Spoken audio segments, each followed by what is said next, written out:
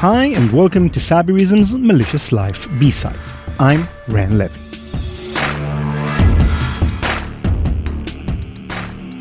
In last week's episode, we told the story of the so-called cypherpunks, a group of libertarians and technologists who in the 1980s already foresaw how digital currencies might become a threat to our privacy when financial corporations will have unprecedented visibility into all of our financial decisions, everything we buy online, and every web service we use. The ideas they came up with later became the basic building blocks of Bitcoin. Our guest in that episode was Jacob Goldstein, co-creator of NPR's Planet Money, host of a podcast called What's Your Problem, and author of Money, the true story of a made-up thing. We ended last week's episode with Satoshi Nakamoto's landmark paper about Bitcoin, and in this B-side episode, Nate Nelson, our senior producer, and Jacob Goldstein continue the conversation about Bitcoin. Does Bitcoin implement the ideas and ideals the cypherpunks believed in? Will Bitcoin and the other cryptocurrencies be able to replace money as we know it today? And will governments embrace a future where they have no control over their currencies? As I sometimes do, I'll pop up here and there during the conversation with some relevant additions when needed. And by the way, have you noticed our new theme music? It's nice to shake things up once in a while. Enjoy the episode.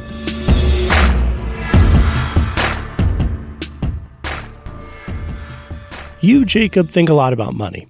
Our episode is about privacy and money. How much do you care about that issue? Like, how much effort are you personally willing to dedicate to ensuring your own transactional privacy? Well, the fact of the matter is, I don't put much effort into it, right?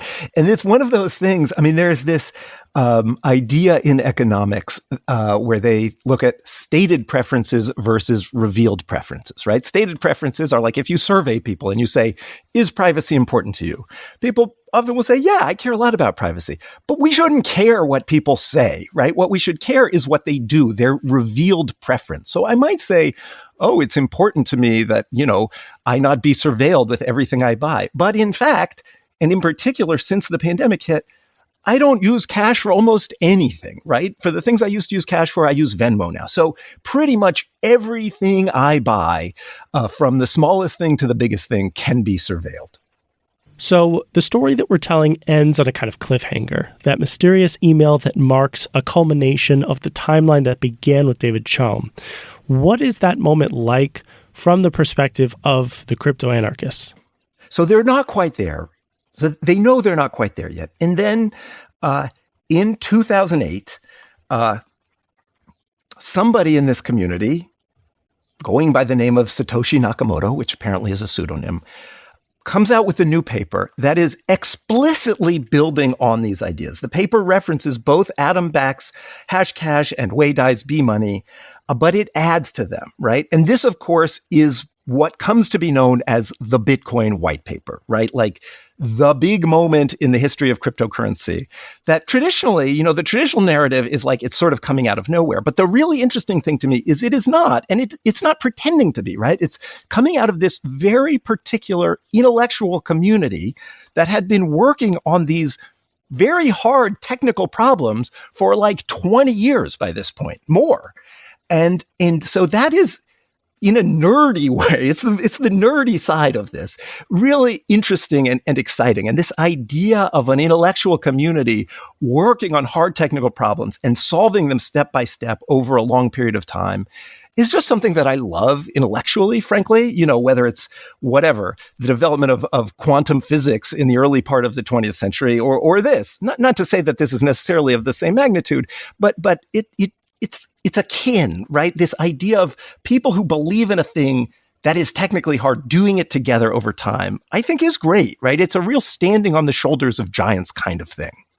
And then everybody sort of comes to realize that this is just what they've been building to? Or is it that like Satoshi was better at marketing the idea? Because I think the Bitcoin white paper really does put the last technical pieces in place.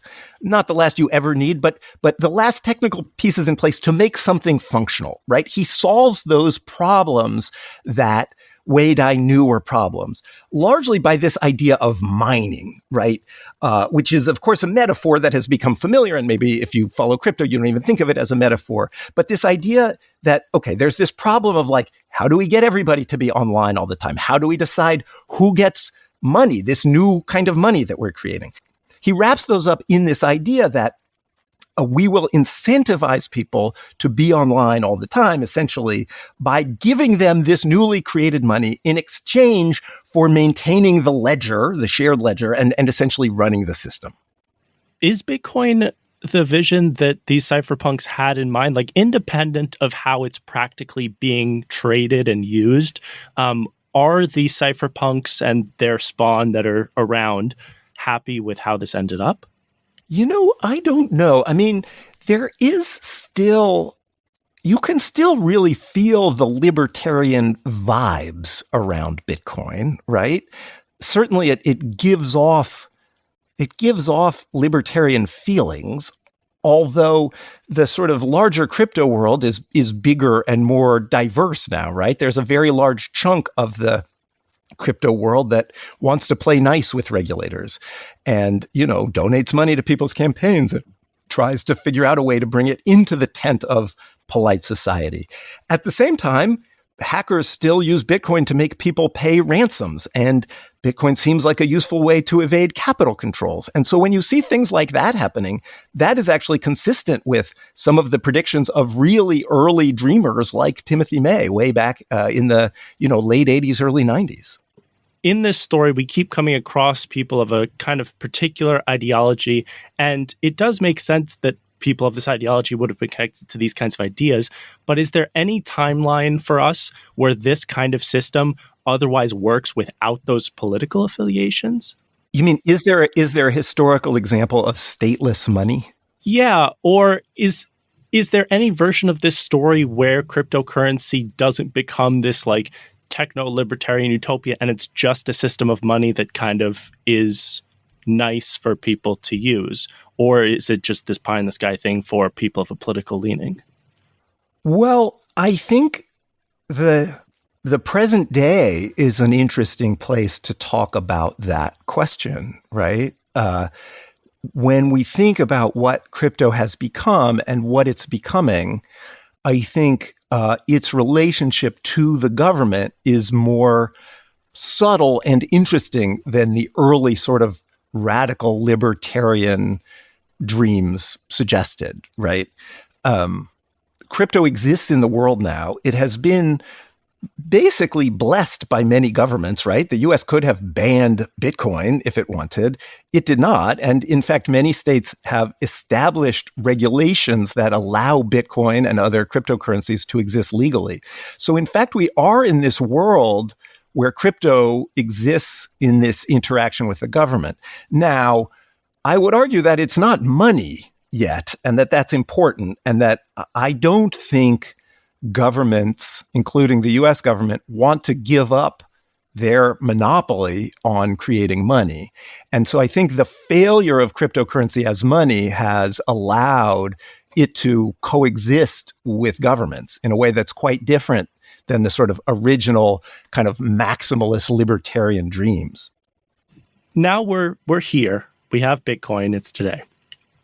But Bitcoin, isn't entirely anonymous in the way that maybe some of these cypherpunks would have envisioned. It's an environmental disaster. Nobody uses it for payments. That's something that we were getting to before. So maybe not quite a utopia yet. With this story in mind, Jacob, and your economist hat on, will a well-functioning system of truly autonomous, cryptographically backed money ever be attainable? I started covering Bitcoin in 2011, so early. I was shocked doing the first story when I was reporting it. The price of Bitcoin doubled impossibly from $10 to $20 per Bitcoin. I was like, what? So, I've been covering it a long time. I started covering it early. What I thought at that time was, wow, this is really interesting intellectually. by that point, it seemed a bit less radical than, the early, this is going to destroy the world as we know it, and that's a good thing. It didn't seem quite that radical anymore, but it still was pretty out there. What I thought was, either it will work as money or it will go away, which I think is what most people thought at the time, right? I think if you had said, no, it will go up in value by a factor of whatever, 1,000 more, and it won't really work for anything for 10 years, that would not have made sense to me. Right? Like, not only is Bitcoin not money, but crypto more generally is not yet useful for anything, which is surprising and a little disappointing to me, right? Like, there's a way less maximalist version of this, which is it doesn't have to be the libertarian dream of stateless, truly anonymous, untrackable digital money. It could just be, oh, look, blockchain is a way to do remittances more cheaply, so people don't have to get hosed by huge fees when they send money home, right? Like, that would be a big deal. And it doesn't even work for that yet, right? And so, I don't know. I mean, I would like to think that it will at least be useful for something. And by it, I just mean blockchain, crypto in general. But I hope it does, because, it's good when things get more efficient. It's good when oligopolists collecting high fees for providing services get outcompeted and we pay lower fees to an innovative service. So I'd like that. And I'm disappointed that hasn't happened yet.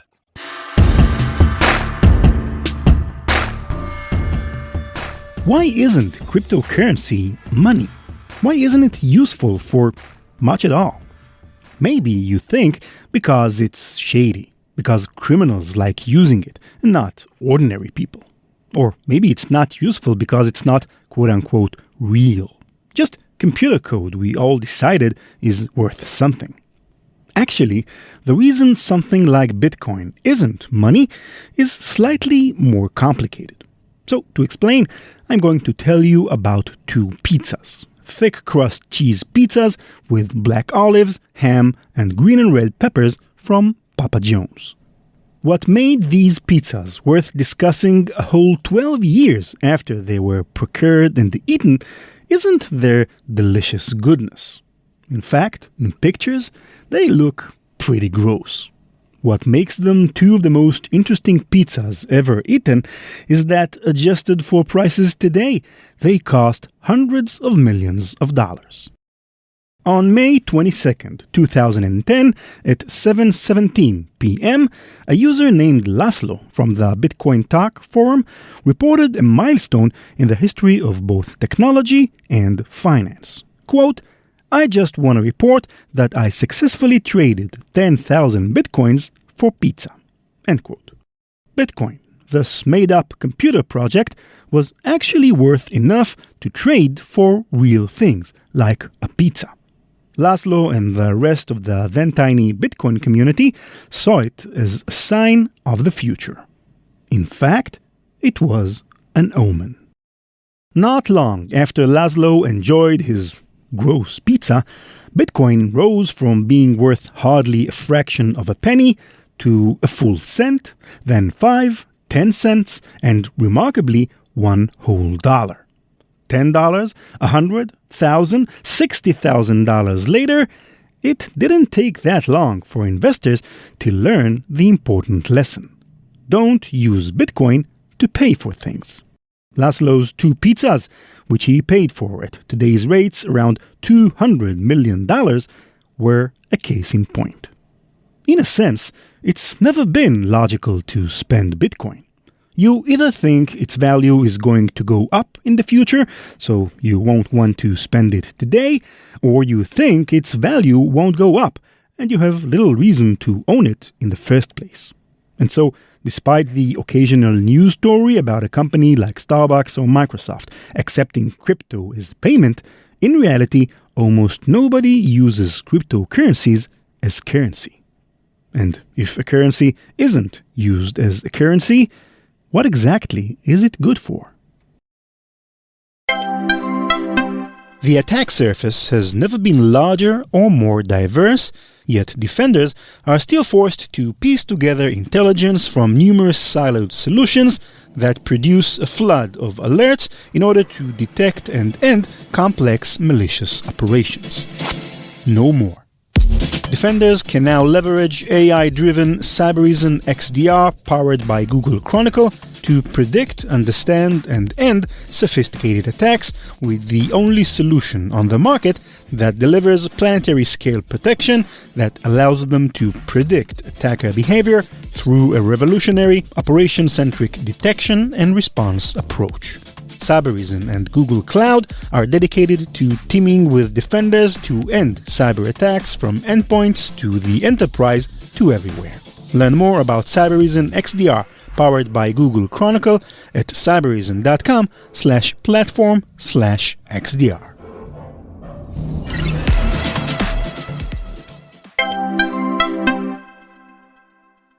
So I wonder, if the crypto community one day really does get it right, Bitcoin and whatever other coins become, genuinely fast and secure, cheap, useful, would that be a good thing? Is crypto something that we want for the world? Well, that's a complicated question. I mean, another version of that question is, do the costs outweigh the benefits? Even that question is a hard question. Look, new technologies come with trade-offs. We don't entirely get to choose what new technologies come along. Bitcoin, cryptocurrency, is definitely a new technology, right? We don't think of money as technology, but money is a technology. Paper money 1,000 years ago was a new technology that came with its own trade-offs. Crypto is a new technology. And, I think thinking about how to maximize the benefits and minimize the costs is a useful framework. Different people will disagree on the benefits and the costs, right? I think clearly the environmental costs are very large. And, we don't need to get into proof of work versus proof of stake, but it seems pretty clear that figuring out ways to reduce the environmental footprint, just the power usage, the energy usage, that seems worthwhile in terms of just reducing the costs. It seems unlikely to me, frankly, that governments will allow a real stateless form of money. I just think it's too much power for the government to let go of. That is a thing that I think is very unlikely. I think truly stateless money being widely used, I think that's unlikely. I think the United States government would exert a lot of power to prevent that from happening. And I suppose you could imagine a technology that's so good that it would happen anyways, but I don't think most people are that eager to abandon the dollar. I mean, sure, if there were some horrific collapse in the dollar, and I don't mean 8% inflation, I mean 1,000% inflation, sure, then it might happen. But that would be a much bigger social or economic collapse where lots of things are going on, not just some new monetary technology. Right. Last question, and I'll let you go. After you finish this section of the book, or maybe these years later, now that it's sort of in the back of your mind, what is the main thing maybe that you've taken away from this story? I mean, I can answer on a few different levels, right? In terms of this particular story about, it's really the intellectual sort of prehistory of Bitcoin and cryptocurrency, it's really impressive to me what a technological feat Bitcoin is, right? And it builds on lots and lots of clever breakthroughs, which is how technology works, right? How intellectual progress works. Lots of people working together over a long period of time solved a series of complex problems in a really clever way. And just as a nerd, I like learning about that. I like learning about smart people solving hard problems, right? So I think that is still an undertold part of the kind of Bitcoin or crypto story.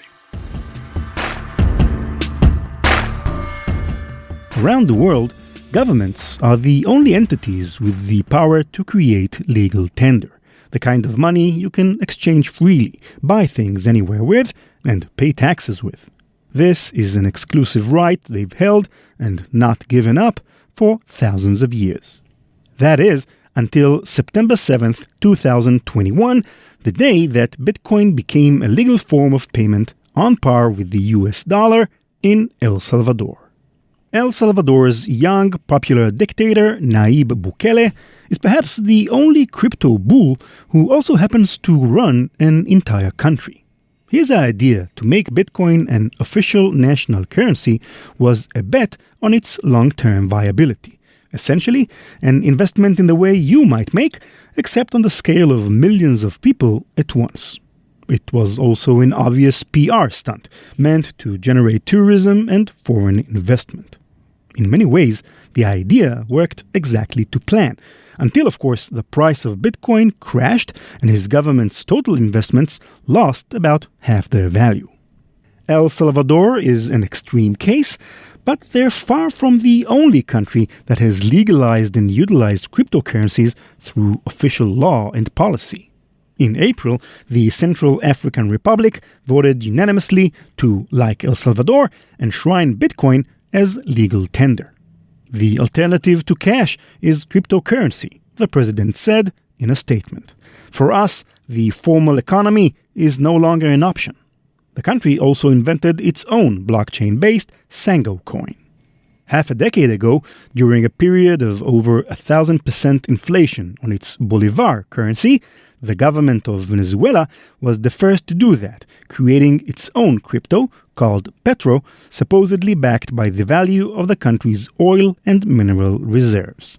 Last year, China took a page out of the crypto book by inventing digital yuan, a digital equivalent of its paper currency, which, despite taking some inspiration from the crypto boom, is controlled by the central bank and not based on the blockchain. By year's end, over 260 million citizens had taken part in the trial, generating the equivalent of nearly $14 billion in transactions. Even the United States has recognized the legitimacy of cryptocurrencies by including them in the tax code. Nowadays, every American is required to report cryptocurrency earnings in their annual tax filings, just like any other investment income, and the government then takes a cut. So some governments acknowledge or mimic crypto, and some outright embrace and use it. It recalls that Timothy May predicted that crypto anarchy, quote, will alter completely the nature of government regulation, the ability to tax and control economic interactions, and that, quote, the state will of course try to slow or halt the spread of this technology, end quote. In the end, he guessed wrong. The cryptographic money of our present day, it turns out, isn't very anarchist at all.